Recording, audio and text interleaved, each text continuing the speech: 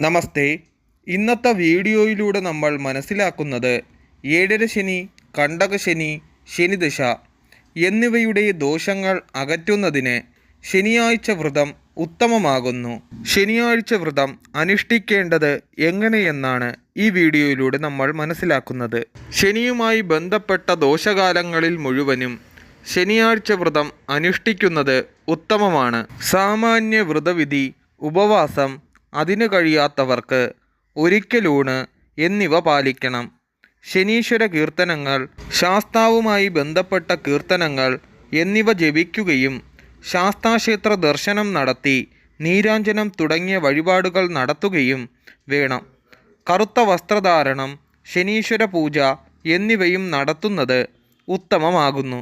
ശനീശ്വര ദോഷമുള്ളവർ ശനിയാഴ്ച ദിവസം എണ്ണ തേച്ച് കുളിക്കുക, ക്ഷൗരം ചെയ്യുക എന്നിവ കർശനമായും ഒഴിവാക്കേണ്ടതാകുന്നു. പ്രാദേശിക ഭേദങ്ങളനുസരിച്ച് അനുഷ്ഠാന രീതികളിൽ അല്പമായ വ്യത്യാസങ്ങൾ കണ്ടേക്കാം. അവ യുക്തിപൂർവം പരിശോധിച്ച് സ്വീകരിക്കാവുന്നതാണ്.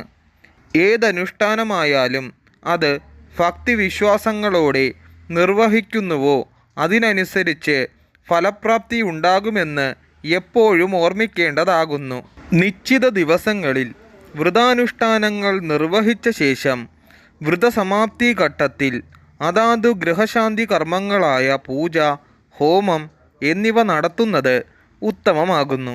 പ്രസ്തുത പൂജയുടെയും ഹോമത്തിൻ്റെയും ചടങ്ങുകളിൽ പങ്കെടുക്കുന്നതിന് മുന്നോടിയായി നടക്കുന്ന ഒരു ശുദ്ധീകരണ പ്രക്രിയ കൂടിയായി വ്രതാനുഷ്ഠാനത്തെ കാണാവുന്നതാണ്.